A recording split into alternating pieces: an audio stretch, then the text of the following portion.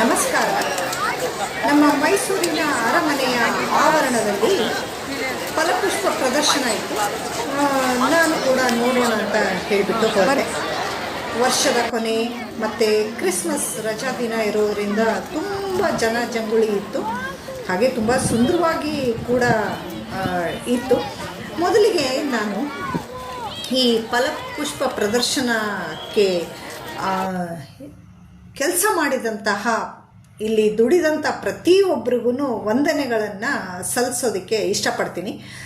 ಇಷ್ಟು ಒಂದು ಸುಂದರವಾದ ನೋಟನ ನಾವು ನೋಡೋ ಥರ ಮಾಡಿರುವ ಪ್ರತಿಯೊಂದು ಕೈಗಳಿಗೂ ನನ್ನ ನಮಸ್ಕಾರಗಳು. ಹೂವಿನ ಜೋಡಣೆ ತುಂಬ ಕಲಾತ್ಮಕವಾಗಿ ಮಾಡಬೇಕಾಗಿರೋದ್ರಿಂದ ಅದರ ಹಿಂದೆ ಅವರ ಶ್ರಮ ತುಂಬ ಜಾಸ್ತಿ ಇರುತ್ತೆ. ಹಾಗಾಗಿ ಅವರನ್ನು ನೆನಪು ಮಾಡ್ಕೊಳ್ತಾ ಈ ಫಲಪುಷ್ಪ ಪ್ರದರ್ಶನನ ನೋಡಬೇಕು ನಾವು. ಪಿರಂಗಿಗಳನ್ನು ಜೋಡಿಸಿದ್ದಾರೆ ಇಲ್ಲಿ. ಮತ್ತು ನವಿಲಿನ ಗರಿಯನ್ನು ಹೂವಿನಿಂದ ಮಾಡಿದ್ದಾರೆ. ಎರಡು ನವಿಲು ಅಕ್ಕಪಕ್ಕದಲ್ಲಿ ಎರಡು ಬದಿನಲ್ಲಿ ನವಿಲು ಕೂತಿರೋ ಥರ ಮಾಡಿದ್ದಾರೆ. ನಂತರ ಇಲ್ಲಿ ನಮ್ಮ ಮೈಸೂರಿನ ರಾಜ ಲಾಂಛನ ಗಂಡು ಬೆರಂಡ ಬಿಳಿ ಮತ್ತು ಕೆಂಪು ಹೂವಿನಿಂದ ಮಾಡಿದ್ದಾರೆ. ಇದು ಸ್ವಾಮಿ ನಾರಾಯಣ ಅಕ್ಷರಧಾಮ ಪ್ರತಿಕೃತಿ ಇದೆ. ಅದು ಕೂಡ ಹಳದಿ ಮತ್ತು ಕಂದು ಹೂವಿನಿಂದ ಮತ್ತು ಕೆಂಪು ಹೂವಿನಿಂದ ಎಲ್ಲ ತುಂಬ ಚೆನ್ನಾಗಿ ಮಾಡಿದ್ದಾರೆ. ಇನ್ನು ಸ್ವಲ್ಪ ಜೋಡಿಸ್ತಾ ಇದ್ದು ಏನಕ್ಕಪ್ಪ ಅಂತ ಹೇಳಿದ್ರೆ, ಹೂವು ಬಾಡಿರೋ ಹೂವನ್ನೆಲ್ಲ ತೆಗೆದುಬಿಟ್ಟು ಮತ್ತು ಹೊಸದಾದ ಹೂವನ್ನು ಜೋಡಿಸ್ತಾ ಇದ್ರು. ನಾನು ಹೋದಾಗ ಮಧ್ಯಾಹ್ನ 3 ಮತ್ತು 4 ಗಂಟೆ ಆಗಿತ್ತು. ಇದು ಬಿಂದಿಗೆ ಹೂವು ಅಂತ ಹೇಳ್ತೀವಿ. ಈ ಎಲ್ಲ ಕಡೆ ಹೂವಿನ ಜೋಡಣೆ ಇರೋದರಿಂದ ಜೇನು ನೊಣಗಳು ತುಂಬ ಇತ್ತು. ಮತ್ತು ತುಂಬ ಆ ಜೇನು ನೊಣಗಳನ್ನು ನೋಡೋದಕ್ಕೆ ಮಕ್ಕಳು ಕೂಡ ತುಂಬ ಖುಷಿಯಾಗಿ ನೋಡ್ತಾ ಇದ್ರು. ಇದು ನಮ್ಮ ಮುಮ್ಮಡಿ ಕೃಷ್ಣರಾಜ ಒಡೆಯರ್ ಅವರ ಪ್ರತಿಕೃತಿ. ಇದು ಅದನ್ನು ಹೂವಿನಿಂದ ತುಂಬ ಚೆನ್ನಾಗಿ ಮಾಡಿದರು. ಇವರು 6ನೇ ವಯಸ್ಸಿಗೆ ಪಟ್ಟಾಭಿಷೇಕಗೊಂಡರು. ನಂತರ 18ನೇ ವಯಸ್ಸಿಗೆ ಅಧಿಕಾರ ವಹಿಸ್ಕೊಳ್ತಾರೆ ಅವರು. ಇದು ನಮ್ಮ 1999ರಲ್ಲಿ ಕಾರ್ಗಿಲ್ ಯುದ್ಧದಲ್ಲಿ ಮಡಿದಂಥ ನಮ್ಮ ಯೋಧರ ಜ್ಞಾಪಕಾರ್ಥವಾಗಿ ಮಾಡಿದ್ದಾರೆ ಅದನ್ನು. ಮತ್ತು ಇಲ್ಲಿ ಹೃದಯದ ಆಕಾರದ ಹೂವಿನ ಜೋಡಣೆ, ಕ್ರಿಸ್ಮಸ್ ಟ್ರೀ, ಮತ್ತು ಇಲ್ಲಿ ಒಂದು ಸೆಲ್ಫಿ ಪಾಯಿಂಟ್ ಮಾಡಿದ್ದಾರೆ. ಅದು ಒಂದು ಮಾವಿನ ಹಣ್ಣಿನ ಆಕಾರದಲ್ಲಿ ಮಾಡಿದ್ದಾರೆ.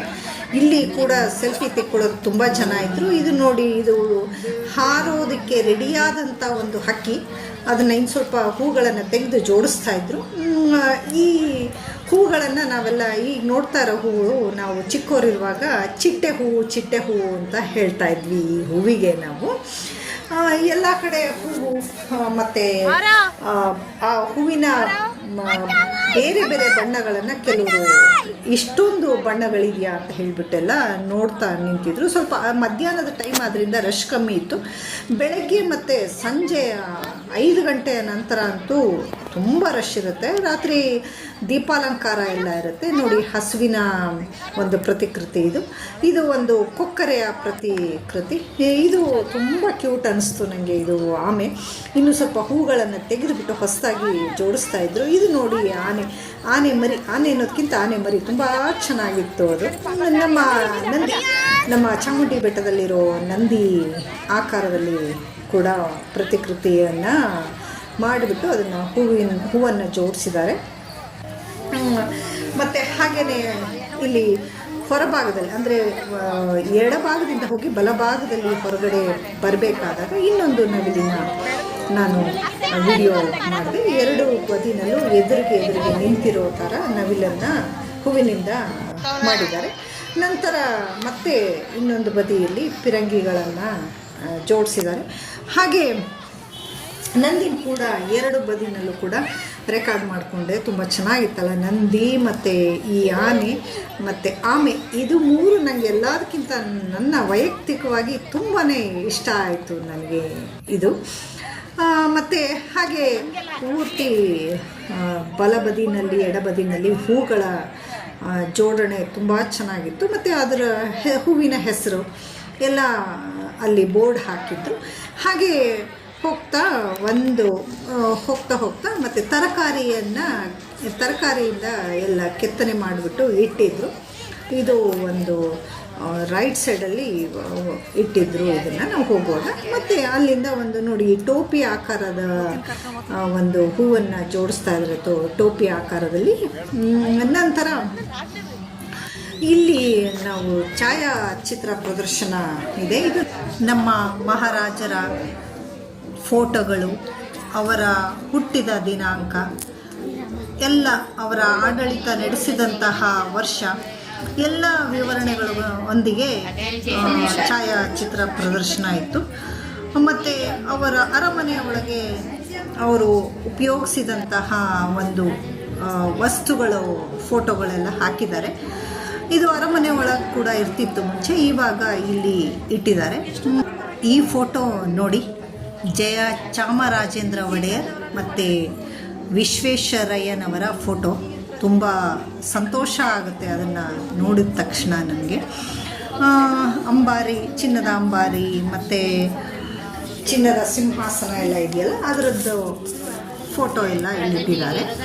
ಅದು ಕೂಡ ತುಂಬ ಚೆನ್ನಾಗಿತ್ತು. ತುಂಬ ಜನ ಇಲ್ಲಿ ನಿಂತು ನೋಡ್ತಾ ಇದ್ರು ಈ ಫೋಟೋಸ್ ಎಲ್ಲ. ಹಾಗೆ ಅಲ್ಲಿಂದ ಹೊರಗಡೆ ಬಂದರೆ ನಮ್ಮ ಮೈಸೂರು ಮಹಾರಾಜರ ಬಗ್ಗೆ ವಿವರಣೆ ನೀಡುವಂತಹ ವಿಡಿಯೋ ಹಾಕಿದ್ರು. ಅದನ್ನು ಜನ ನೋಡ್ತಾ ಕೂತಿದ್ರು. ಇದು ಇಲ್ಲಿ ಗೊಂಬೆಗಳನ್ನು ಪ್ರದರ್ಶನ ಮಾಡಿದ್ದಾರೆ. ಮೊದಲನೇದು ಶ್ರೀಮತಿ ಹೇಮಲತಾ ಕುಮಾರಸ್ವಾಮಿಯವರು ಮಾಡಿದಂತಹ ಗೊಂಬೆ ಜೋಡಣೆ. ಸರ್ವಶಕ್ತಿ ಸ್ವರೂಪಿಣಿ ನಾರಾಯಣಿ ದೇವಿಯ ಗೊಂಬೆಗಳನ್ನು ಜೋಡಿಸಿರುವಂಥದ್ದು. ಇದಾದ ನಂತರ ಅಮರನಾಥ ಹಿಮಲಿಂಗದ ಒಂದು ಪ್ರತಿಕೃತಿಯನ್ನು ಕೂಡ ತುಂಬ ಚೆನ್ನಾಗಿ ಇಲ್ಲಿ ಜೋಡಣೆ ಮಾಡಿಟ್ಟಿದ್ರು. ಅದರ ಹತ್ರ ಇರೋ ಪಾರಿವಾಳ, 2 ಪಾರಿವಾಳಗಳು ಕೂಡ ತುಂಬ ಚೆನ್ನಾಗಿ ಜೋಡಿಸಿದ್ರು. ನಂತರ ನವದುರ್ಗೆಯರ ಗೊಂಬೆಗಳು ಕೂಡ ತುಂಬ ಚೆನ್ನಾಗಿ ಇತ್ತು. ಇಲ್ಲಿ ಶ್ರೀಕೃಷ್ಣ ಮತ್ತು ವಿಷ್ಣುವಿನ ರೂಪಗಳಾದಂತಹ ಅನಂತ ಪದ್ಮನಾಭ ಮತ್ತು ಪಾಂಡುರಂಗರ ಗೊಂಬೆಗಳೆಲ್ಲ ತುಂಬ ಚೆನ್ನಾಗಿತ್ತು. ಮತ್ತೊಂದು ವಿಡಿಯೋ ಜೊತೆ ಮತ್ತೆ ಸಿಗ್ತೀನಿ ನಿಮಗೆಲ್ಲ. Thank you for watching. Bye.